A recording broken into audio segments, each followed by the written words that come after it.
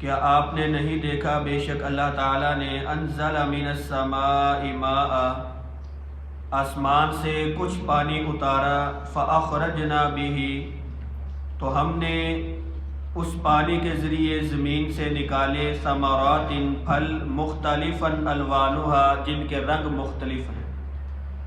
ومن الجبال اور پہاڑوں میں سے جدد کچھ کتے ایسے ہیں بیض وحمر کچھ کے رنگ سفید اور کچھ کے رنگ سرخ مختلف الوانها ان کے رنگ بھی مختلف ہیں وغرابیب سود اور کچھ ایسے ہیں جو سخت کالے ہیں۔ اس آیت کریمہ میں اللہ تعالیٰ نے ساری انسانیت کو اللہ تعالیٰ کی مخلوقات پر اور مختلف چیزوں پر غور و فکر کرنے کی دعوت دی ہے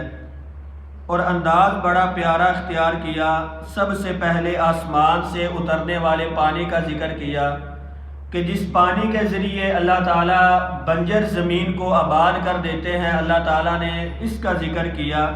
کہ تم اللہ تعالیٰ کے اس پانی اتارے جانے پر غور نہیں کرتے کہ ایک زمین بنجر اور مردہ ہو چکی ہے، آسمان سے مقررہ اندازے کے مطابق پانی اتارا گیا اور اس پانی نے اس زمین کو آباد کر دیا، وہ زمین فصل اگانے کے قابل ہو گئی۔ اس کے بعد اللہ تعالیٰ نے ذکر کیا فَأَخْرَجْنَا بِهِ ثَمَرَاتٍ مُخْتَلِفًا أَلْوَانُهَا، زمین ایک ہی ہے، آسمان سے اترنے والا پانی بھی ایک ہے، لیکن اس پانی کے ذریعے زمین سے جو پھل اگتے ہیں نکلتے ہیں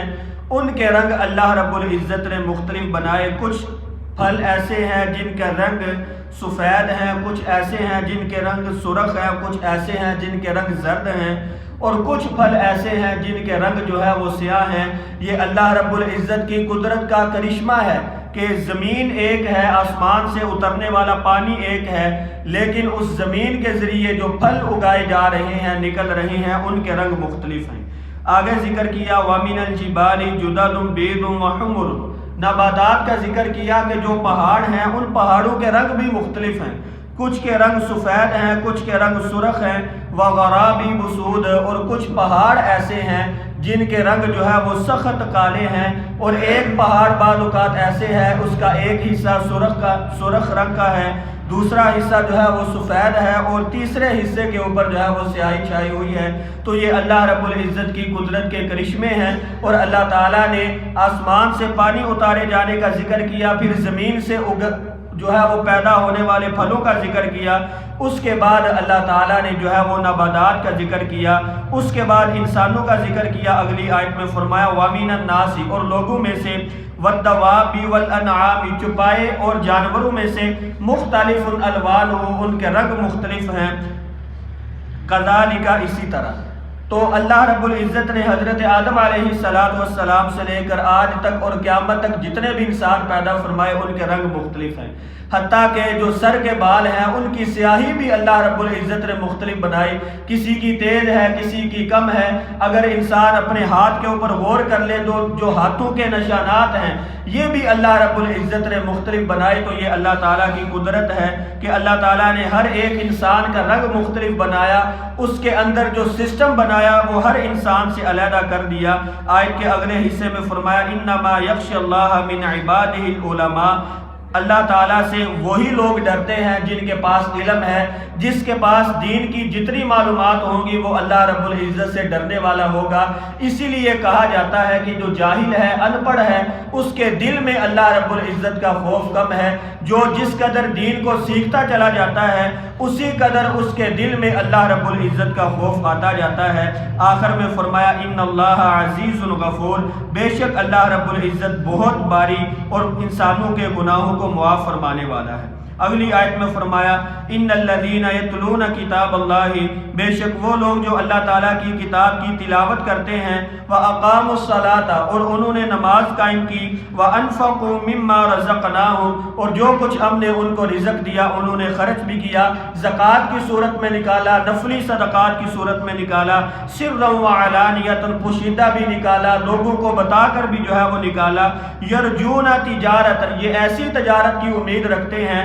لن تبور، جس کے اندر کوئی جو ہے وہ خسارہ نہیں ہے۔ تو ایک تجارت دنیاوی تجارت ہے، ایک تجارت اللہ تعالیٰ نے دین کی رکھی ہے۔ دین کی تجارت یہ ہے کہ آپ اللہ تعالیٰ کی کتاب کی تلاوت کریں، اس کو سمجھیں، نماز قائم کریں، زکوٰۃ ادا کریں، جو اللہ تعالیٰ نے مال دیا ہے اس میں سے غریبوں کی مسکینوں کی مدد فرمائیں۔ یہ بھی ایسی تجارت ہے جو کل قیامت کے دن انسان کو نقصان نہیں دے گی۔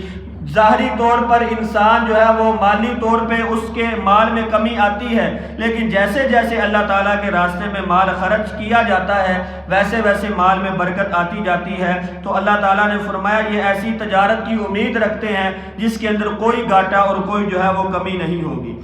اگلی آیت میں فرمایا لیوفیہم اجورہم، تاکہ اللہ رب العزت ان کے اجر کا ان کو مکمل طور پر بدلہ دے، ویزیدہم من فضلی، اور اپنے فضل سے ان کو مزید بھی نوازے، انہ غفور، بے شک اللہ تعالیٰ گناہوں کو معاف کرنے والا، شکور، انسان کی نیکی کی قدر کرنے والے ہیں۔ اگلی آیت میں فرمایا والذی اوحینا الیک من الکتاب، وہ چیز جو ہم نے کتاب میں سے کچھ آپ کی طرف وحی کی، هو الحق، وہ حق ہے، مصدقا لما بین یدیہ، جو آپ سے پہلے کتابیں ہم نے نازل کی ان سب کی وہ تصدیق کرنے والی ہے۔ ان اللہ بعبادہ، بے شک اللہ رب العزت اپنے بندوں کے بارے میں لخبیر، باخبر بھی ہے، بصیر، ان کو اچھی طرح دیکھنے والا بھی ہے۔ اگلی آیت میں فرمایا ثم اورثنا الکتاب الذین اصطفینا من عبادنا، پھر ہم نے اپنی کتاب کا وارث کچھ ایسے لوگوں کو بنایا جن کو ہم نے اپنے بندوں میں سے چن لیا، فمنہم ظالم لنفسہ، کچھ ایسے ہیں جو اپنی جانوں پر ظلم کرنے والے،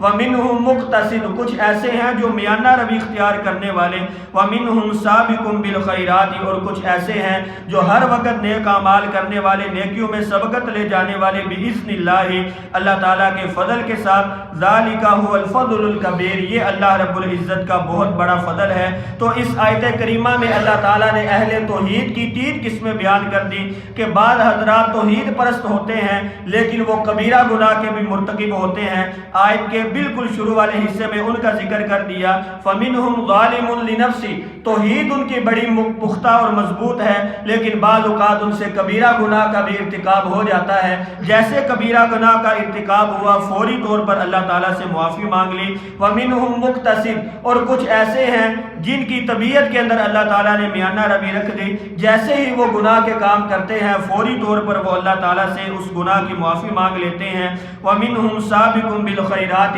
کچھ توحید والے ایسے ہیں جو ہر وقت نیک اعمال تلاش کرنے کی کوشش میں رہتے ہیں اور جس حد تک ہو سکے وہ گناہوں سے بچنے کی کوشش کرتے ہیں۔ ذَلِكَ هُوَ الْفَضْلُ الْكَبِيرُ، آیت کے آخری حصے میں فرمایا یہ اللہ رب العزت کا بہت بڑا فضل ہے جو اہل توحید کے اوپر ہوگا، ایمان والوں کے اوپر ہوگا۔ اللہ تعالیٰ سے دعا ہے کہ اللہ تعالیٰ ہمیں قرآن مجید سمجھ کر اس پر عمل کرنے کی توفیق عطا فرمائے۔ وَمَا عَلَيَّ إِلَّا الْبَلَاغُ۔